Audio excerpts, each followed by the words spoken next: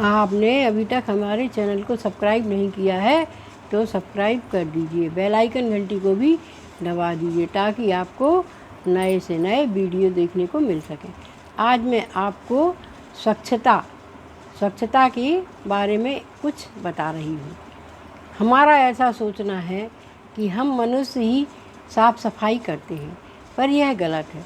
ऐसा नहीं है। पशु पक्षी भी हमेशा अपनी साफ सफाई करते हैं। वो भी सुबह उठते ही प्रातः अपने शरीर को, अपने चेहरे को साफ करते हैं और जो है मंजन वगैरह आदि करते हैं, पानी पीते हैं। सुबह सुबह ही वो फ्रेश होने भी जाते हैं।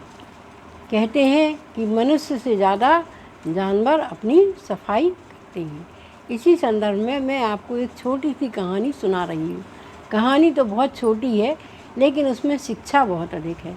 एक किसान था।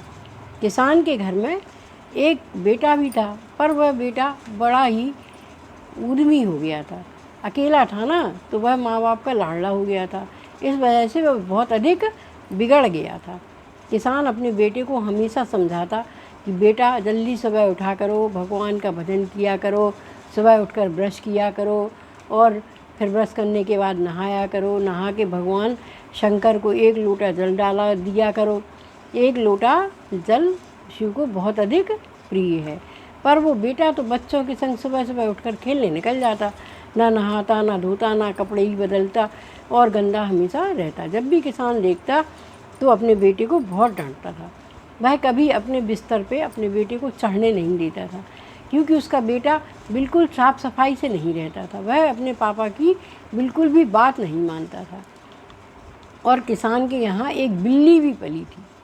एक बिल्ली थी जो कि किसान के संग रोज़ जाकर उसके संग सोती थी।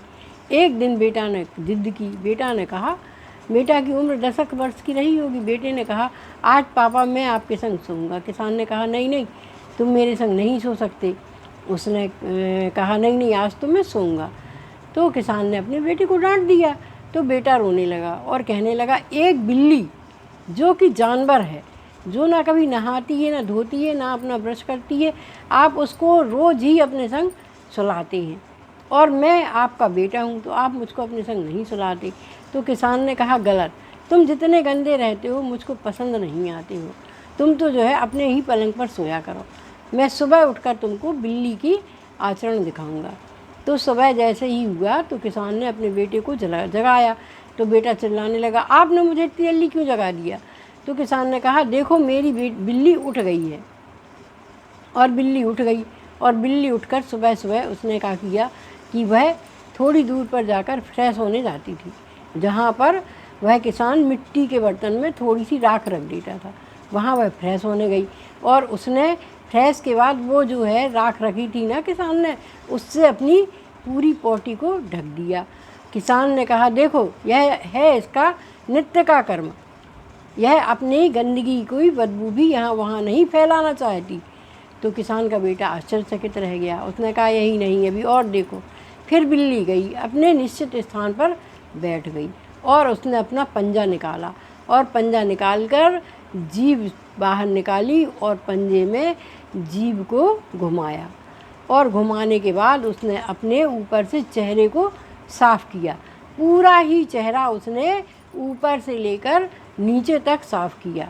तो किसान ने कहा, देखो हमारी बिल्ली ने अपना पूरा चेहरा कितना साफ़ कर लिया, उसके यहाँ बिल्कुल भी कीटाणु नहीं रह सकते। फिर उसने अपने चारों पंजे साफ़ किए और चारों पंजों से अपनी पीठ, अपनी पूँछ, अपना पूरा शरीर उसने जीभ में से लार निकाल कर, जीभ की जो लार होती है वो लार निकाल कर उसने अपना पूरा शरीर साफ़ कर लिया।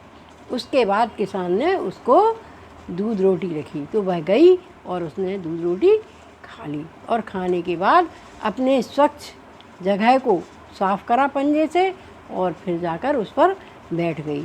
तो किसान ने अपने बेटे को समझाया कि देखो, यह बिल्ली इस तरह अपने शरीर को स्वच्छ रखती है, अपने शरीर को स्वच्छ रखती है और अपनी जगह को स्वच्छ रखती है, इसलिए मैं बिल्ली को अपने संग सुलाता हूँ, क्योंकि उसमें कोई गंदगी नहीं रहती।